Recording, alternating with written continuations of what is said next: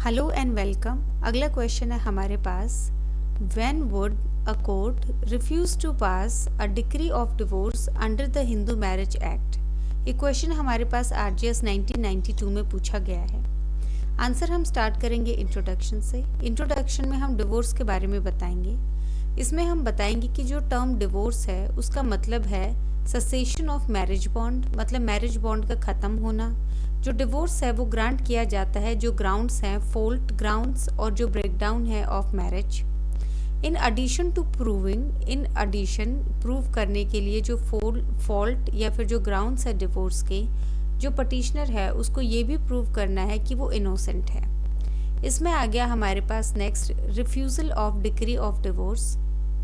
Section 23 जो है हमारे पास हिंदू मैरिज एक्ट 1955 का, वो इनकॉर्पोरेट करता है ये प्रिंसिपल जो कि है क्लीन हैंड का प्रिंसिपल, और प्रोवाइड करता है कुछ बार्स और कंडीशंस जो एग्जिस्टेंस है जो डिसएंटाइटल करता है एक पटिशनर को कोई भी रिलीफ इस एक्ट के अंदर।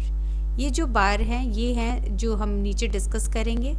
पहला आ गया standard of proof, whether petition जो है वो डिफेंडेड है या फिर एक्स पार्टे है, जो कोर्ट है वो सेटिस्फाइड करेगा।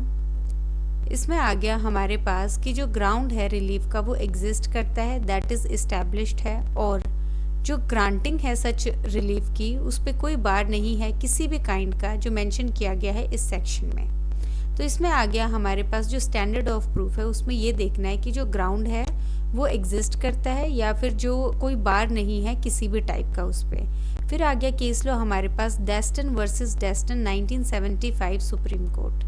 इसमें सुप्रीम कोर्ट ने हेल्ड किया है कि जो वर्ड सेटिस्फाइड है सेक्शन 23 के अंदर उसका मतलब होगा सेटिस्फाइड प्रीपोंडरेंस ऑफ प्रोबेबिलिटीज पे, और सेटिस्फाई नहीं करना है बियॉन्ड रीजनेबल डाउट। नेक्स्ट आ गया इसमें हमारे पास second ground, that is taking advantage of one's own wrong, मतलब अपने खुद के जो गलत का एडवांटेज लेना। इसमें आ गया हमारे पास सेक्शन 23 क्लोज 1 सब क्लोज ए जो है उसके अकॉर्डिंग अगर रॉन्ग किया है पटिशनर ने, वो रिलेट करता है रॉन्ग को जो कमिट किया गया है रिस्पोंडेंट के द्वारा, वो इंटाइटल्ड नहीं होगा रिलीफ का। फॉर इंस्टेंस एग्जाम्पल आ गया हमारे पास, अगर हस्बैंड जो है वो कॉन्स्टेंटली क्रूअल रहा है वाइफ के टुवर्ड्स और उसने जो है अपना मैट्रिमोनियल होम छोड़ दिया है, उसको ब्लेम नहीं किया जा सकता उसके लिए। ये जो क्लॉज है ये एप्लीकेबल नहीं है नलिटी प्रोसीडिंग्स पे under section 21 clause 1 sub clause B पे, जो ग्राउंड है हमारे पास अनसाउंडनेस ऑफ माइंड का। थर्ड आ गया हमारे पास कनाइवेंस और being accessory to the offence of adultery. ये आ गया हमारे पास section 23 close 1 sub clause B में। इसमें आ गया हमारे पास कि जहाँ पे ग्राउंड ऑफ रिलीफ है वो अडल्ट्री है। ये ड्यूटी है कोर्ट की सेटिस्फाई करना कि जो पटिशनर है उसने नहीं किया है किसी भी वे में एक्सेसरी या फिर नहीं कनाइव किया है जो एक्ट कंप्लेन की है उसने खुद ने। हर एक एक्ट जो है पटिशनर की जो डायरेक्टली या इनडायरेक्टली हेल्प करती है, प्रमोट करती है, फैसिलिटेट करती है जो एक्ट है अडल्ट्री की, वो कवर की जाएगी एक्सेसरी के अंदर। और जो कनाइवेंस है उसका मतलब है कि कोई नोटिस ना लेना कि क्या गलत है, क्या जो है ओपोज्ड है, या फिर क्या मतलब विंक एट, मतलब जिसको जो है ध्यान देना चाहिए था। ये जो एक्ट्स हैं ये एंटाइटल नहीं करेंगे एक हस्बैंड को या वाइफ को उनको रिलीफ दिलाने में इस एक्ट के अंदर। फोर्थ आ गया कंडोनेशन। जहाँ तक अडल्ट्री और क्रुएलिटी की बात होती है, जो section 23 close 1 sub clause B है हमारे पास, वो रिक्वायर करता है कि जो ग्राउंड है जिसकी कंप्लेन की गई है वो कंडोन नहीं किया जाएगा पटिशनर के द्वारा। ये सेक्शन जो है ये कास्ट करता है एक ऑब्लिगेशन कोर्ट पे कि वो ढूंढे वेदर कोई कंडोनेशन हुई है या नहीं हुई है, इवन जो अनडिफेंडेड केसेस हैं उनमें। फिफ्थ आ गया हमारे पास विशिएटेड कंसेंट। इसमें आ गया हमारे पास सेक्शन 23 क्लोज 1 का जो सब क्लोज है बी, वो इंसर्ट किया गया था अमेंडमेंट एक्ट 1976 के द्वारा, जब डिवोर्स जो है म्यूचुअल कंसेंट के साथ वो ऐड किया गया था। ये प्रोवाइड करता है कि जो केस है डिवोर्स का म्यूचुअल कंसेंट के द्वारा, ये जो कंसेंट है ये ऑब्टेन नहीं किया जाना चाहिए फ्रॉड से, फोर्स से और अनड्यू इन्फ्लुएंस से। नेक्स्ट आ गया हमारे पास कल्यूजन। कल्यूजन में आ गया section 23 close 1 sub close C.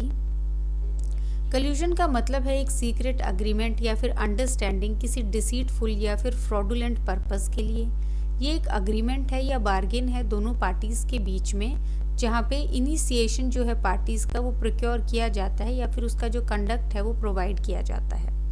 दस जहाँ पे पार्टीज़ फ्रॉड प्ले करती हैं कोर्ट पे, जो कोर्ट है वो ग्रांट नहीं करेगा रिलीफ, जो कि बार किया जाएगा अंडर जो है सेक्शन 23 सब क्लोज 1 सब क्लोज सी जो है एक्ट का। ये कोई बार नहीं है उन केसेस में जो नलिटी ऑफ मैरिज के हैं अंडर जो है सेक्शन 11 ऑफ द एक्ट। तो कल्यूजन के हमारे पास जो है प्रैक्टिकल जो हमारे पास प्रैक्टिकल यूसेज भी काफ़ी ज़्यादा होता है कल्यूजन का। यहाँ पे क्या होता है, जो दोनों पार्टीज़ होती हैं मोस्टली आप देखिए ये होता है उन केसेस में जहाँ पे एक पर्सन, फॉर एग्जांपल एच आप हस्बैंड लगा लीजिए, अब हस्बैंड के ऊपर जो है वो चेक बाउंस का केस है या फिर हस्बैंड जो है उसके ऊपर बहुत कर्जा है, तो जो भी क्रेडिटर्स आते हैं वो हस्बैंड को परेशान करते हैं कि जो हस्बैंड को बोला जाता है कि पे करे, ये करे, वो करे। उसकी जो फैमिली है, उसकी जो इनकम है, उसको प्रोटेक्ट करने के लिए क्या करते हैं, हस्बैंड और वाइफ जो है एक अग्रीमेंट में जाते हैं कि हम दोनों जो है वो डिवोर्स ले लेंगे, ताकि जो क्रेडिटर है वो फर्दर जो है वाइफ की जो भी उसकी इनकम है उसको टच ना कर सके और हस्बैंड सिर्फ हस्बैंड के लिए ही वो लाइबिलिटी बना रहे। तो ऐसे केसेस में जो है कल्यूजन की जो प्रैक्टिकल यूसेज है वो देखी जा सकती है। 7th आ गया इसमें हमारे पास अननेसेसरी या इम्प्रॉपर डिले। जो क्लोज डी है सेक्शन 23 क्लोज 1 का, वो प्रोवाइड करता है कि दे शुड कोई अननेसेसरी या फिर इम्प्रॉपर डिले नहीं होना चाहिए इंस्टीट्यूट करने में प्रोसीडिंग। ये बेस्ड है मैगजीन पे कि लॉ फेवर करता है विजिलेंट को एंड नॉट द डोरमेंट, मतलब जो सतर्क होता है लॉ उसको जो है फेवर करता है, जो नहीं कोई एक्शन लेता उसको नहीं करता है।